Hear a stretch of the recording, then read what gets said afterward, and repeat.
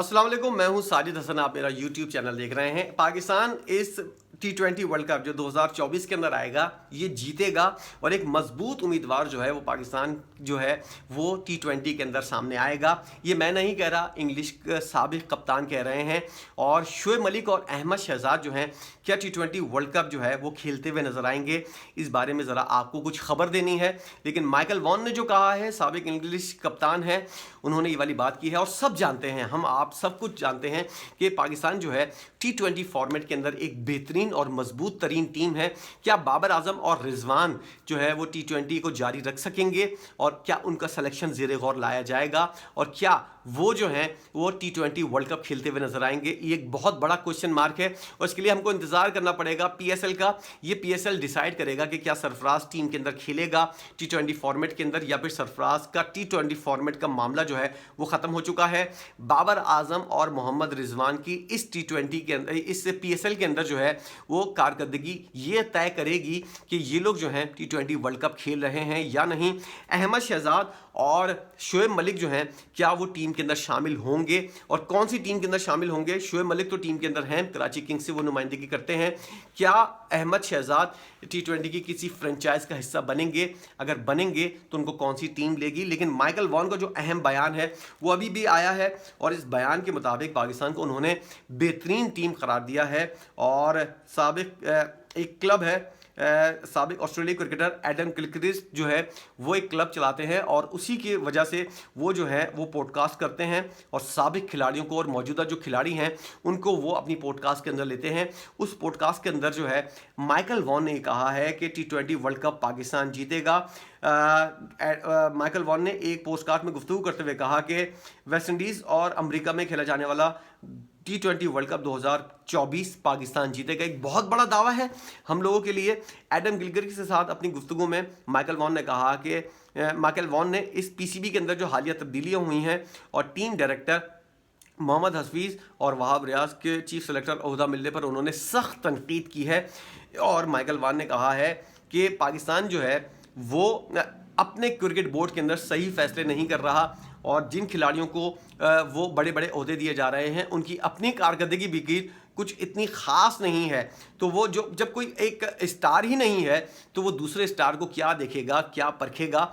और इस हवाले से उन्होंने काफ़ी ज़्यादा तनकीद का निशाना बनाया है और साथ साथ उन्होंने कहा है कि T20 फॉर्मेट के अंदर पाकिस्तान के पास बहुत ज़्यादा बेहतरीन और मैच विनर खिलाड़ी हैं। उन्होंने मोहम्मद रिजवान की तारीफ़ की है, शाहिनशाह अफरीदी की तारीफ़ की है, हारिस रऊफ़ को उन्होंने कहा है कि ये बेहतरीन खिलाड़ी है T20 फॉर्मेट का और ये जिस टीम के अंदर होता है वो टीम जो है वो जीतती है। उन्होंने लाहौर कलंदर का हवाला दिया और साथ साथ उन्होंने ये भी कहा कि पाकिस्तान जो है वो इस वर्ल्ड कप के अंदर डोमिनेट करता हुआ नजर आएगा। कोई भी टीम पाकिस्तानी टीम का मुकाबला करते हुए 10 बार सोचेगी क्योंकि पाकिस्तान के बाद बहुत ज़्यादा मैच विनर खिलाड़ी हैं। अबरार अहमद की भी उन्होंने तारीफ़ की, उन्होंने कहा कि इसको T20 फॉर्मेट के अंदर होना चाहिए और साथ साथ उन्होंने कहा कि इस तरह का खिलाड़ी अफगानिस्तान के जो बॉलर्स हैं उनकी जैसी बॉलिंग करता है और अफगानिस्तान के बॉलर जो हैं वो बड़ी से बड़ी टीम को, स्पिनर्स ख़ास तौर पर स्पिनर्स जो हैं, अबरार अहमद का मवाजना उन्होंने अफगान स्पिनर्स के साथ किया। उन्होंने कहा कि अफगान स्पिनर्स जो हैं वो बड़ी से बड़ी टीम को जो है वो इस वर्ल्ड कप के अंदर और पिछले जितने भी मैचेस हुए हैं बड़ी टीमों के खिलाफ अफगानिस्तान के स्पिनर्स जो हैं वो टफ टाइम देते हुए नजर आ रहे हैं। स्पिनर जो है वो शादाब खान भी अच्छा है, उन्होंने इस बात की भी तारीफ़ की है ख़ास तौर पर T20 फॉर्मेट के अंदर। और उन्होंने कहा कि अबरार अहमद जैसा खिलाड़ी जो है वो चीज़ टीम के अंदर होगा और हारिस रऊफ़ जैसे खिलाड़ी टीम के अंदर होंगे, शाहिनशाह अफरीदी उसको लीड कर रहा होगा, रिजवान जैसा खिलाड़ी, बाबर आजम का उन्होंने नाम नहीं लिया। और उन्होंने कहा कि पाकिस्तान के पास बहुत ज़्यादा बेहतरीन और एनर्जेटिक खिलाड़ी हैं। दीगर खिलाड़ियों को उन्होंने नाम नहीं लिया लेकिन साइम अयूब और मोहम्मद हारिस वगैरह जितने भी खिलाड़ी हैं वो बहुत अच्छा परफॉर्म करते हैं T20 फॉर्मेट के अंदर। मेरी ये वाली बात याद रखिएगा कि बाबर आजम को जो है वो T20 फॉर्मेट से जो है वो अगर और रिजवान को अगर आपने अलग किया तो ये मामला जो है पाकिस्तानी टीम के लिए बड़ा ख़राब हो जाएगा। मैंने पिछली वीडियोस के अंदर भी ये वाली बात की थी कि बाबर आजम और मोहम्मद रिजवान को इस T20 वर्ल्ड कप के अंदर ज़रूर खिलाना चाहिए। क्या अहमद शहजाद को भी खिलाना चाहिए? क्या शोएब मलिक को भी आखिरी चांस देना चाहिए उनके रिटायरमेंट के से पहले उनको? क्योंकि वो ये दावा करते हुए नज़र आ रहे हैं शोएब मलिक कि मौका मिला तो मैं 2024 का वर्ल्ड कप खेलूंगा। ये दावा उन्होंने क्यों किया है? हालांकि शोएब मलिक की बेहतरीन दोस्ती है मोहम्मद हफीज़ से भी और वहाब रियाज से भी, तो ये दावा वो जो ये करते हुए नज़र आ रहे हैं, कुछ चीज़ें फिर लगता है कि उनकी कोई बात हुई है आपस में, मैसेजेस वगैरह या फिर कॉल के ज़रिए एक दूसरे से लोग राब्ते में रहते हैं। अगर आपको कोई पक्का दोस्त हो जैसे मोहम्मद हफीज़ और वहाब रियाज, तो फिर आपको जो है बात करने के बाद और बयान देने से पहले वो बैकग्राउंड जो है वो ज़ेरे गौर लाना चाहिए जो इन दोनों की बातों के दरमियान हुआ था। शोएब मलिक दावा क्या करते हैं कि T20 वर्ल्ड कप के बारे में नहीं सोच रहे अभी, ताहम अगर मौका मिला इस तरह की बात करना एक बहुत बड़ा सिग्नल है। निजी टीवी से गुफ्तगू करते हुए शोएब मलिक ने कहा कि इस वक्त मेरी निगाहें T20 वर्ल्ड कप क्रिकेट पर हैं, जिसके बाद BPL और PSL में कारकर्दगी दिखाने की कोशिश करूंगा। उन्होंने कहा कि T20 वर्ल्ड कप के इनेकाद में अभी वक्त है, चुनाचे इस बारे में बाद में सोचूंगा, लेकिन बतौर प्रोफेशनल खिलाड़ी मैं खुद को मुकम्मल फिट रखने और बेहतर से बेहतर कारकर्दगी दिखाने का ख्वाह हूँ। शोएब मलिक ने कहा कि T20 world cup cricket tournament उभरते हुए खिलाड़ियों के लिए बेहतरीन मौका होगा। वो अपनी सलाहियतों का इजहार के लिए मिलने वाले मौक़ों से फ़ायदा उठा सकते हैं, जिससे बैनुल-अक़वामी सतह पर उनको अपनी अहलियत मनवाने का मौका मिलेगा। लेकिन अगर मुझे भी मौका मिला तो T20 वर्ल्ड कप में अपना रिटायरमेंट से पहले यकीनी तौर पर यादगार बनाऊंगा। ये एक बहुत बड़ा इशारा है और बातें कुछ मार्केट के अंदर ये वाली भी हो रही हैं। ज़ेरे गौर लाया जा रहा है कि अहमद शहजाद जैसा स्टार जो है वो क्यों अंधेरे के अंदर चला गया है, मायूसी का शिकार हो गया है। वो किसी भी जगह ज़ेरे गौर नहीं आ रहा है, क्या वो डोमेस्टिक क्रिकेट खेल रहा है या नहीं। एक अच्छा भला खिलाड़ी जो है वो हमने ज़ाया कर दिया है। इसी तरह एक शाहीन शिनवारी खिलाड़ी होता था, उसको हमने ज़ाया किया है। जुनैद खान के बारे में हम कहते रहे हैं कि उसको ज़ाया किया गया है। पाकिस्तान के अंदर इतने अच्छे बासलाहियत खिलाड़ी मौजूद हैं।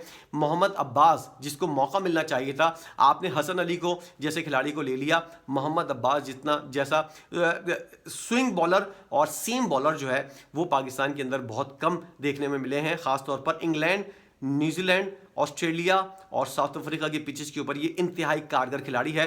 लेकिन हम लोग जो है कहते हैं कि खिलाड़ियों की कमी है।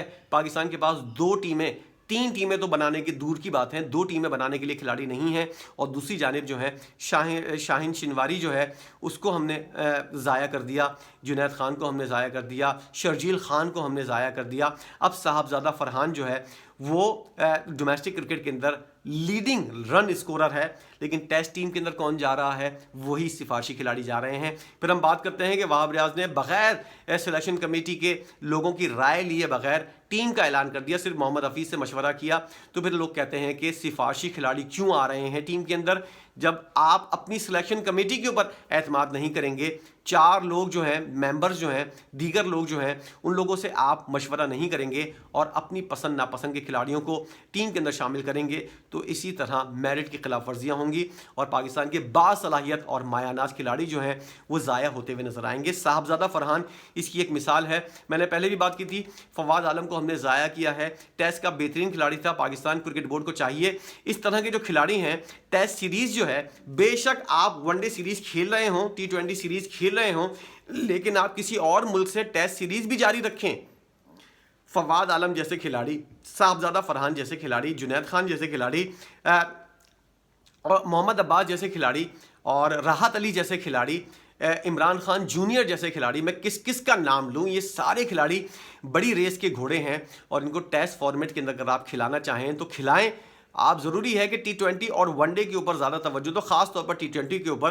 तो T20 की टीम अलग करके आप टेस्ट की अलग टीम बनाएं और उसके साथ जो इस तरह के खिलाड़ी हैं, फवाद आलम जैसे, और जो अच्छे खिलाड़ी हैं, बासलाहियत खिलाड़ी हैं। शान मसूद बेशक अगर T20 टीम के अंदर नहीं है तो वो टेस्ट मैचेस की टीम के अंदर खेलता हुआ नजर आए।